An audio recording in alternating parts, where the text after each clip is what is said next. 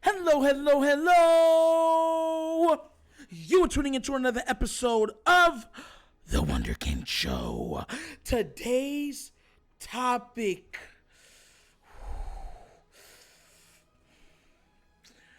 What if the Ravens actually keep going? I'm playing devil's advocate today. Let me tell you what I'm thinking. A lot of people's been saying it. It's being brought up. I'm not the only one. People in this chat on the other video brought it up. Rich Eisen brought it up.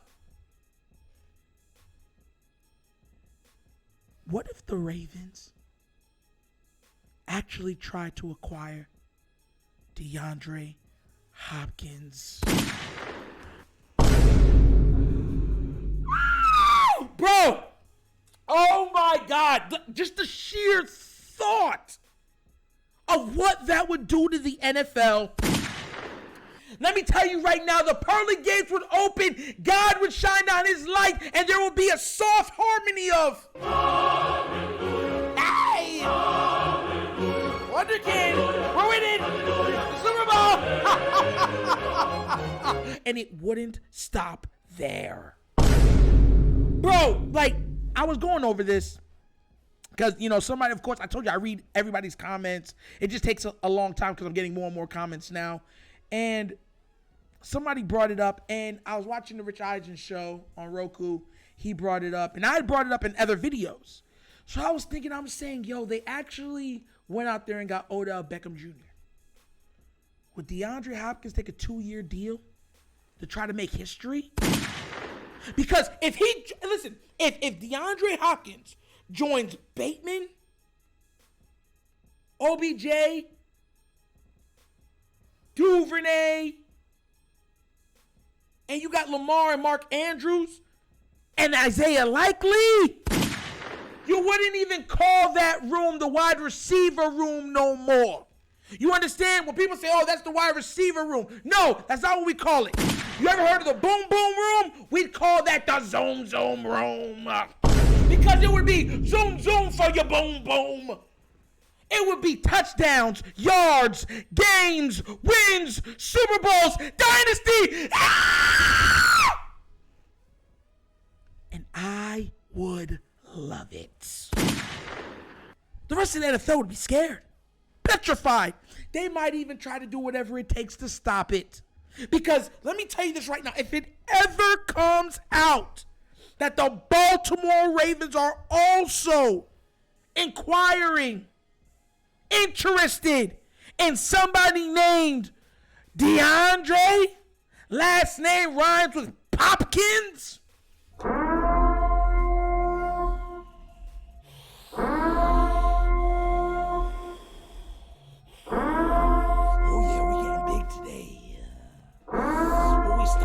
the big dogs. I'm telling you, it would be crazy. It would be monumental. It would be historic. Bruh, like, if that happens, Lamar's not going nowhere. I don't care what none of you say. None of you say.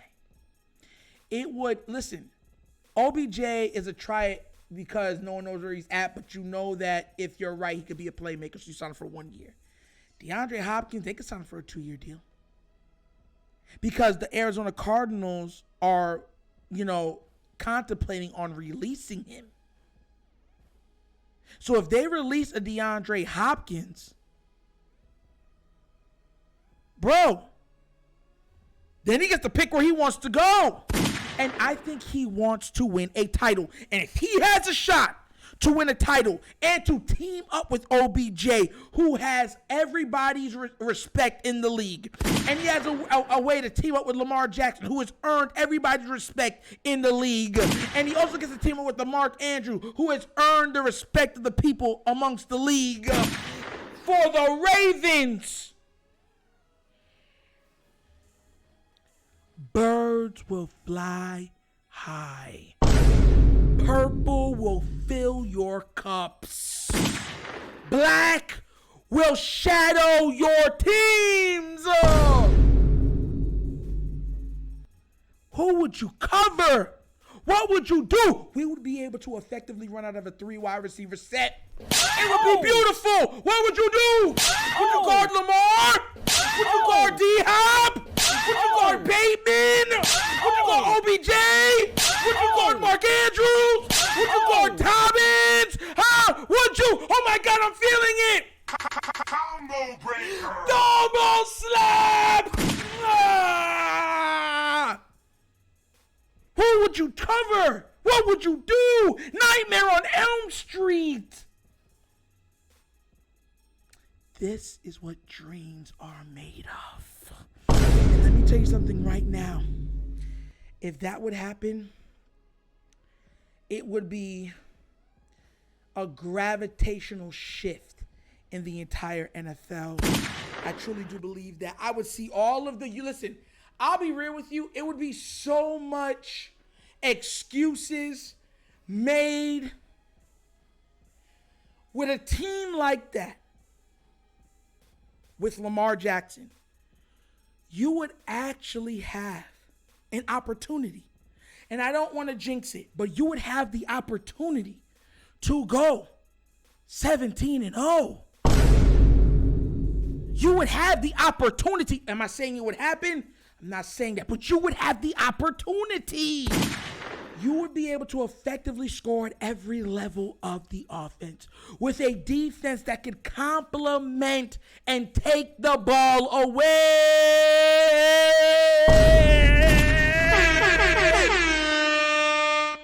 The only thing that could derail a team like that is injury and ego.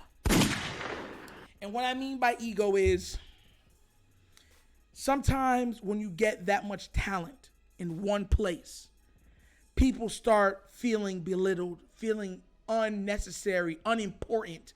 So they have to push out their chest to seem like they're doing more. Sometimes you have to take a back seat. Not everybody can be in the driver's seat.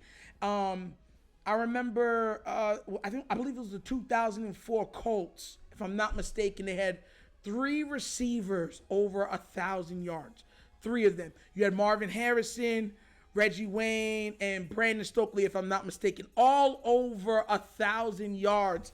Let me tell you this right now. It's hard enough to get a 1,000-yard receiver in Baltimore. If DeAndre Hopkins come here, I promise you, mark my words, there will be three receivers that have 1,000 yards on this team. And I want y'all to know that. You can put your money on it. Bet on it. There'll be 3 guys on this team receiving at least 1,000 yards. Because let me tell you what it's going to do. Monken is going to spread you out.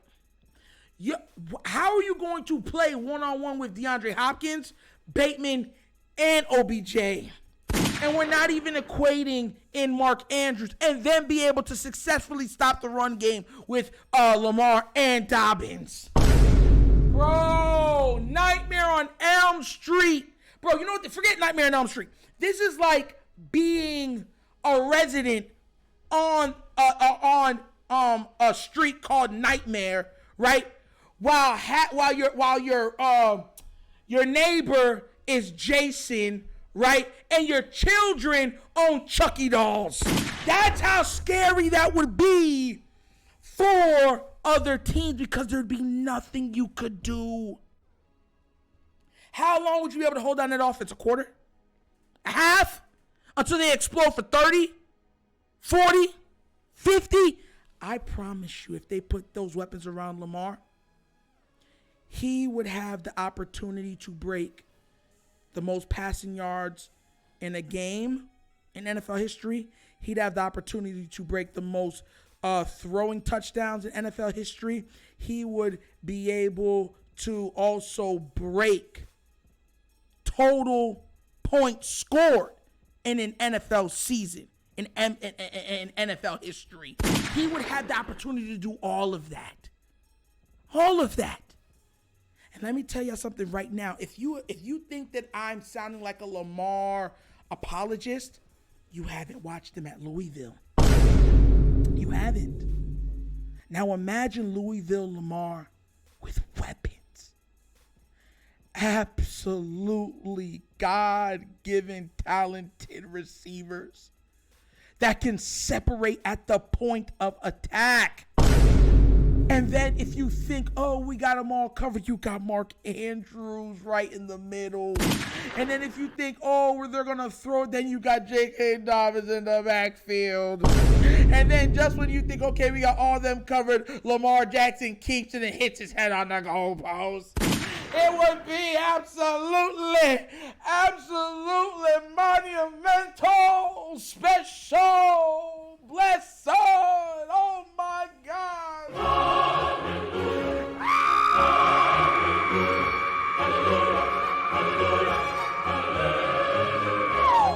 And I know everybody would tune in to watch. Everybody would want pictures. Everybody would want to be at all the games because everybody would want to be connected to the historical relevance of that team and what they could do and what they represent. It would be, oh my God, mind-boggling. And that's the part. You see, sometimes when you're in business, you have to take chances. Just like some of the business people that have done successful their entire career, and they said, you know what? Why don't we bet 5% of our wealth on Bitcoin? Why don't we bet 5% of our wealth on Dogecoin? And guess what? Those little, even though it's 5%, which is a sizable amount of your income and your net worth, they did it and made their net worth 10 times over. Because sometimes the rabbit has the gun. Sometimes the rabbit wins, and every dog has his day. And if the Ravens do this, they might not just have a day. They might theoretically have a week. Maybe pushing multiple weeks. Maybe every dog has a month. Oh, the sheer thought of what that could do to the NFL. It's numbing. It brings joy and fear all wrapped in one. It gives you joy like ha ha ha, but then fear like, oh my God, what would come after that? It gives you joy and fear. So we're gonna call it jeer. Or foy. It gives you foy. Fear and joy. Because it would set such a precedent, such a bar, that it would almost be unobtainable again. And one thing in sports with records, as much as everybody likes records, nobody wants unobtainable records. That's why you don't hear people really talk about the 100-point game with Will Chamberlain, because it's unattainable. I mean, think about how much scoring you would have to do for 4 quarters to put up triple digits. And to make it worse, there was still time on the clock. He could have scored more than 100 points in the game.